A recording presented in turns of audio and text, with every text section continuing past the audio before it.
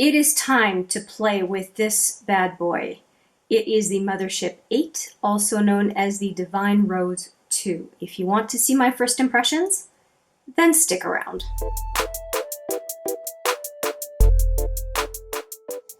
Hi there, it's Hélène, and yes, we are going to play with the Divine Rose II, the Mothership VIII, from Pat McGrath. If you do not know this line yet, this is from Pat McGrath, who is a very famous artist, I believe still based out of the UK. Somebody can correct me if I'm wrong. And I am just opening this up. If you've never seen this type of packaging, it's almost like an inter-office envelope with the string. And then the palette is housed inside. Take the palette out. This is what it looks like. Now there is special edition packaging. I did not go for that one. I just went for the regular packaging. And the name card for the shadows is at the bottom of the cardboard packaging. And the palette itself has inside a beveled mirror and 10 eyeshadows. Now I did do the unboxing for this palette. I will put it here. Actually, in succession, I will do the unboxing for this palette. I will also do the swatches for this palette so that you can see a little bit more about my experience with it so far. One thing I will say as well is that it was really the $1,000 Sephora shopping cart video, which again, I'll put that one there as well. You get 3 links so far. I wanted to just say that when I put that palette in my cart, it just kind of said to me, well, maybe you should get it. And I thought about it a couple of times, and then Pat McGrath had a sale, and I just said, you know what, I really want to try this palette. And it's really the only 2 full-size palettes, that one and the Mothership VIII, that really spoke to me. And the Mothership VIII, I did also just do a first impressions on. If you want to see that one, I will put it right there as well. Okay, so this palette. I did do the swatches, and I am interested in primarily 2 colors. So I want to play with this one, which should not be a surprise to anyone on this channel. I want to play with this one, which is the trichrome, I believe she calls it. These 2, and then I want to have a brow bone color, which is going to be this one. Okay, so we are going to dive right in. Now, no brushes from Pat McGrath. I'm going to use my brush collection that I usually use for these first impressions. I think that the swatches were pretty much as expected. I don't find the swatches for Pat McGrath shadows wow me all that much. And the this trichrome really has a lot of work to do because Clionadh Cosmetics shadows are pretty amazing multichromes, and so this one has a lot of work to do to be at that level. So we are going to use it today and see what happens. So I'm going to go straight in with this one because I do have my primer on, and I did set it with a beige color called Wheat from the Smashbox Matte Exposure. That is my Pan That palette this year, so I'm all set. My makeup, it's about 3 or 4 hours old, and I did wear a mask because I was out to pick up a package, and I was also out to get some groceries. So if it's got some weird mask marks, my apologies, but such is life these days, and I shouldn't even apologize. It's life these days, so we just have to get used to mask face, I guess. All right, so enough stalling, and Rose Seduction is that pink that I'm going to start off with. And I want to make sure I don't go too heavy with it, so I am going to use a very, very fluffy brush and dip in so that I can build it up as I go. Okay, so it's more of a sticky formula than a regular matte, so it seems to be kind of a shimmery, more shimmery color than a usual Pat McGrath matte. And we are going to get right in.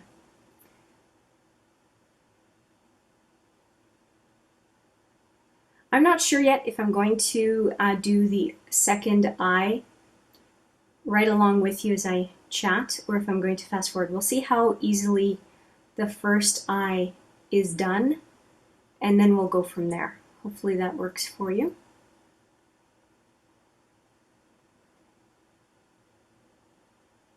I try to be conscious of your time. I mean, yeah, YouTube is fun, but we also have other things to do in life, right? Okay, so far, oh, that's a little much. I'm going to take, no, changing my mind. I'm going to take this brush, which I think is a concealer brush. It is the Concealer Brush 21 by Sephora. I don't think they make this one anymore, but I want to take off some of the pink because it went a little too deep too quickly, so that's fine. Okay, back to this brush, and I'm just going to keep working it.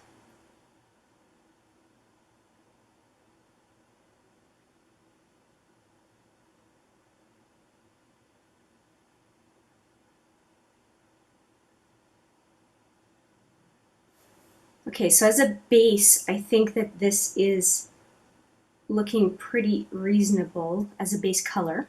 And I'm going to go in with my angled brush to bring that rose Seduction onto the lower lid. Just picking up the kick up, trying not to pick up too much, tapping off. And we're just going to follow the lash line and then go down from there with less on the brush as we go.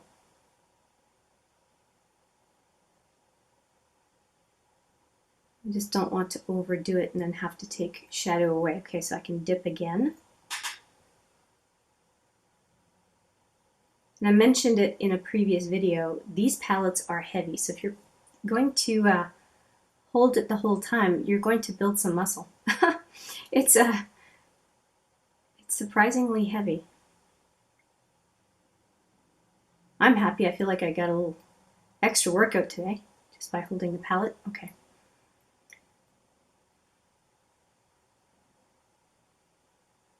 I think that's looking pretty good.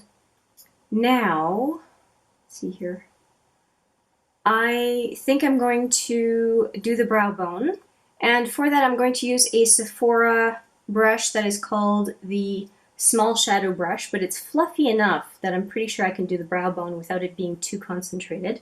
And I'm going to go into this color, which I talked about earlier, and it is the Skin Show Rose Opal. And oh yeah, that's a shifter color. But I think that is the one that I need to use for the brow bone. So it shifts peachy to opal color. It would work well, I'm sure, as a highlighter. Actually, I think Teresa is Dead mentioned that she was using that color as a highlighter and liked it better than an eyeshadow. I like it as a brow bone color. That works for me. That is beautiful. Okay, I'm happy with that. I like it so much, I'm going to also use it on the inner corner, but I'll wait until the other couple of shadows are done. I am now going to go in with my favorite dense shadow brush, and it is from Smashbox. It's called the Full Coverage Shadow Brush. Really love this one. I'm going to go back into Rose Seduction and just intensify the outer lid with this brush. So I've loaded it quite a bit. Actually, I'll tap off whatever's extra so I don't get fallout, and I'm going to go on the outer lid now.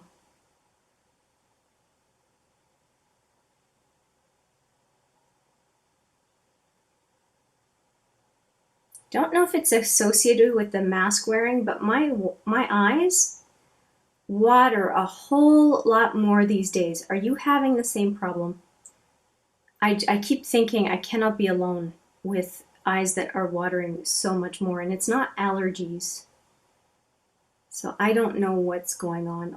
Well, maybe it's allergies. My sinuses are acting up. But it's just so weird. It's not something that I usually have an issue with, is watery eyes, so I don't know what's going on. Okay, I'm liking the intensity so much I want to use a different brush. I'll use a smudger brush and bring that pink along the lower lid as well with more intensity. So this is the brush I'm going to use. And going back in.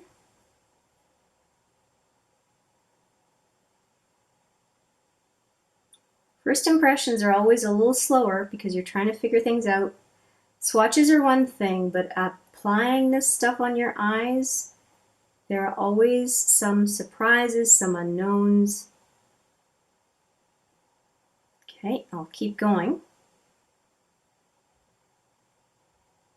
Once I've used all the shadows in a palette, it's a no-brainer at that point, but it takes a few looks to get there for sure, even with just 10 shadows. This is really, really pretty. I like it. Okay, the only thing that I think I want to do is to use the Skin Show Rose Opal, this guy, on the very inner to center lid, because I want to see what it would look like with those two shadows, and then we're going to go into the multichrome and put it on top. So I'm going to start off on the very inner lid with this brush, which is the Morphe 149.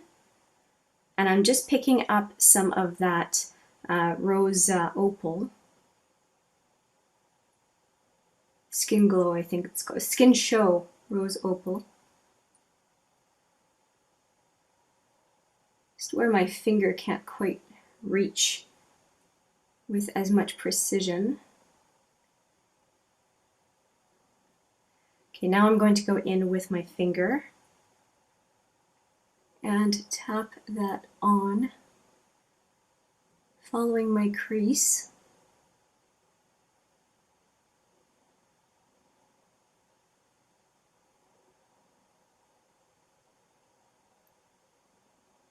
And my watery eyes.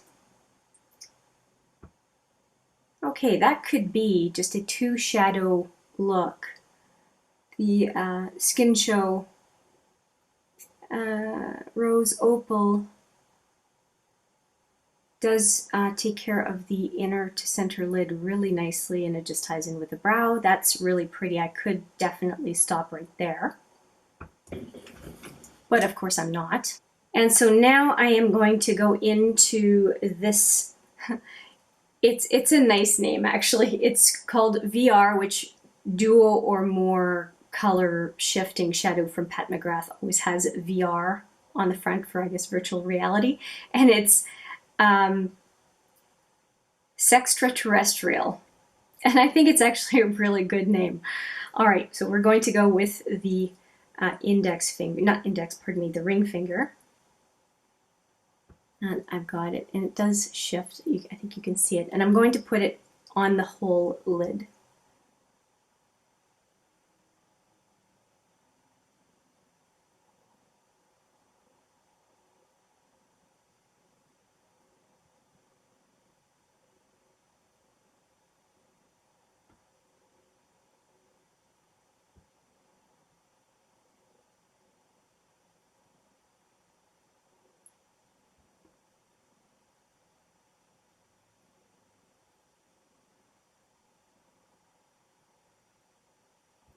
Now it shows up a lot more multi-dimensional on the finger than on the eye. So I'm just going to put some more on just in case it makes a difference. And if I don't see enough of a shift in this look, I will try it again in another look using some glitter glue. But it should show. And whatever I have left on the finger, I'll put on my lower lash line.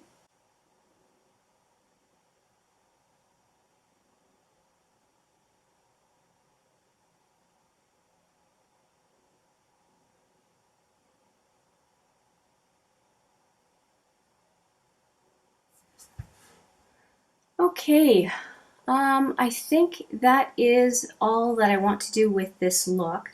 So I'm going to replicate this look on the other eye with all the same steps, just in case it makes a difference what I used on the Skin Show Rose Opal. I will do the exact same thing on the other eye, and we'll go from there. So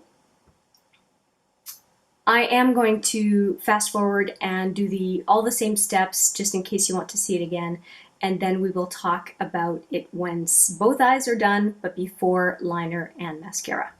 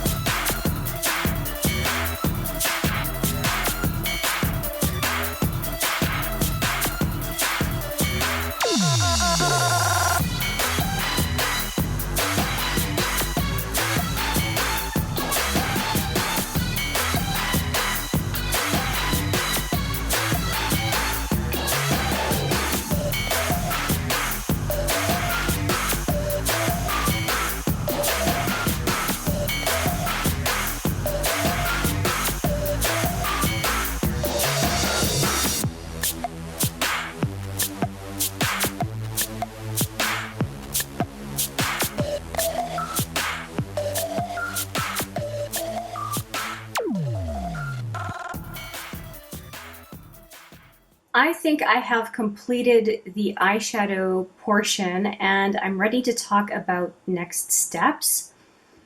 When I take a look at the look, I don't think I need to change my lip. It is a Becca Champagne Dream and Bellini lip gloss. I've been wearing a lot of Becca lip gloss these days. I'm trying to finish them up. They're the older glosses in my collection.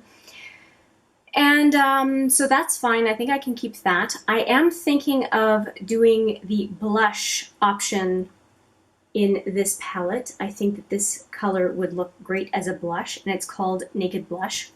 So that works. I think I'll do that right now. And then I'm going to go off camera and do liner and mascara and be back after that. So let's take care of the blush. And I'm going to use my unconventional blush brush from Smashbox. It's called and it's fading at this point, Buildable Cheek Brush. And like I said, going into this one right here, going to go very light. Actually, these two, both of these would look good as a blush. And this other one is Extreme Burgundy. But I'm pretty sure I'm going to go with the Naked Blush, which is more of a kind of, oh boy, powdery. Okay, it's more of a peachy blush, so let's try it out. And I did have blush on my cheeks earlier today, but I think the mask took some off. I had the NARS Dolce Vita on earlier.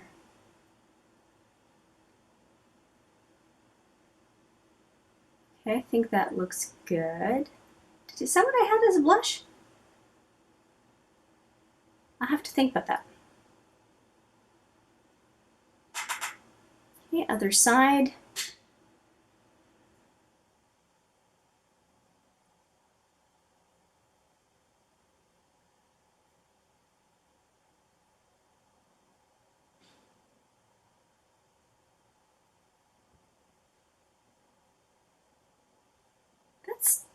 That's a really nice blush. I don't have a problem with it. And since Teresa's Dead talked about highlighter using the Rose Opal, the Skin Glow Rose Opal, I think I'm going to use that as my highlighter as well. And I'm testing a new brush for highlighter from Juvia's Place. It's called the JP Highlighter Brush 01. And yeah, let's go back into this one.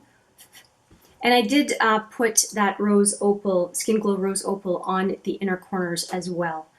So that is done. I said I was going to do that, and I did. Okay, so I've got some on the brush for a highlighter. And let's see what it looks like.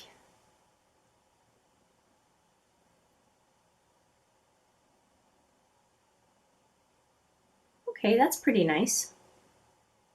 I think I would put it up higher though. I think I went a little low, but now I'm going to just match both sides. I don't have any clients coming today, so if my highlighter positioning is not perfect, it's not a big deal.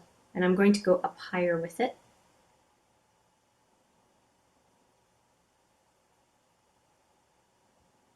Yeah, that's really quite pretty. And because it has a pink opal shade to it, hence the name, to put it where you would put blush, it just kind of looks like you have somewhat of an iridescent showy blush. So that I think looks pretty good. Okay. Well, that's great because I got to use more of the shadows in this palette than I thought I would. So let's see, 1, 2, 3, 4. So 4 shadows as opposed to 3, which is what I was thinking of using today. So I'm pretty happy with that. Okay. I will now go and put some liner, probably going to be Urban Decay liners, and a couple of mascaras and anything else that I think needs some tweaking, and then we'll come back and let you know what I did.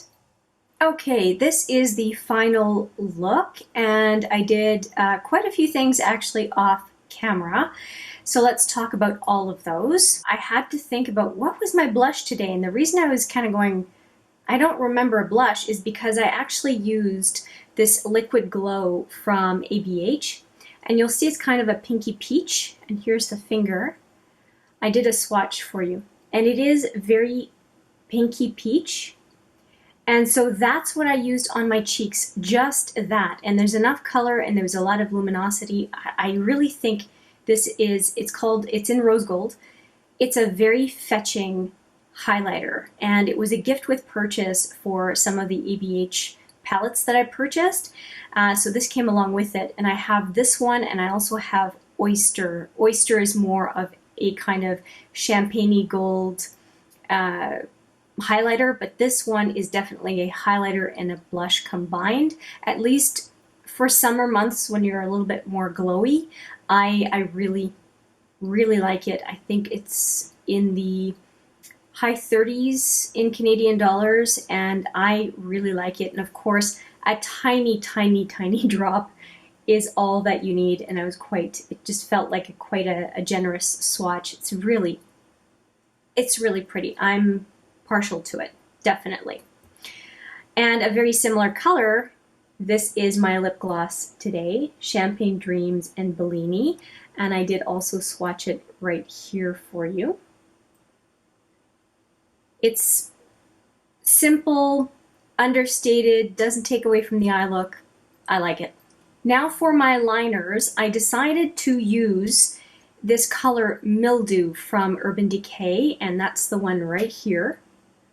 And the black one I'm going to talk about from Urban Decay Zero is right next to it. And I wanted to try to bring out the green in the Sextraterrestrial color, the VR color. And I don't know if I succeeded, but it definitely goes with it because there are green vibes in that eyeshadow. So I thought it went well together and just went with it. I'm not unhappy with it in the waterline and just kind of like the first part of the lash line. I think it looks good. And this is the Zero black pencil. I am now into a brand new one because, well, brand new, I had it in my collection, but I can move on to this one because the other one, I finished, which was so exciting.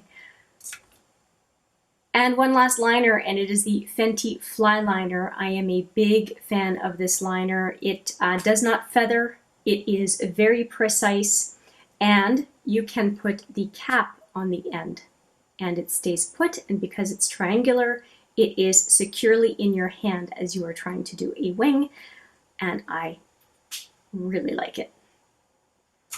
Now, I did not do a wing today. I just ended at the end of my eye because my eyes are watering and I didn't want to try to do something that was just going to smudge.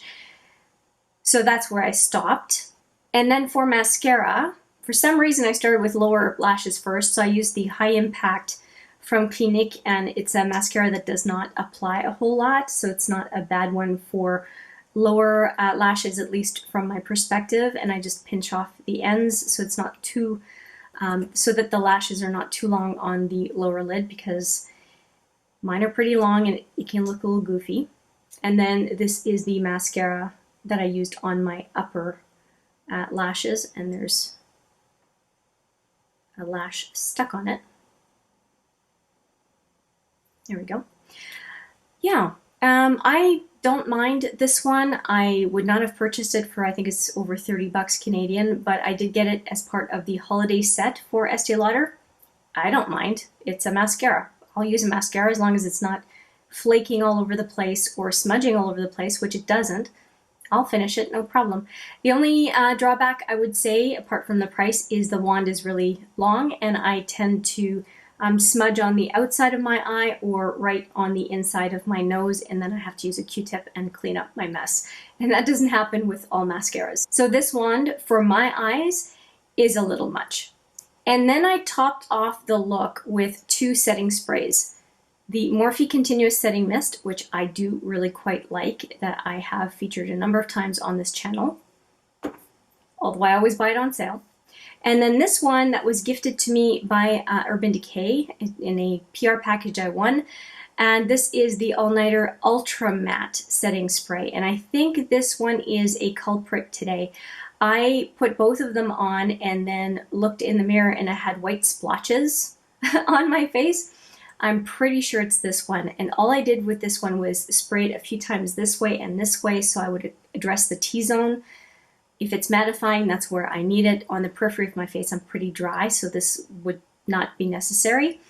And yeah, I thought it was kind of funny that I had splotches, so maybe I did not shake it enough, and I will try and use it a few more times, definitely as I do on-camera looks, and I'll report back depending on my continued experience with this particular setting spray.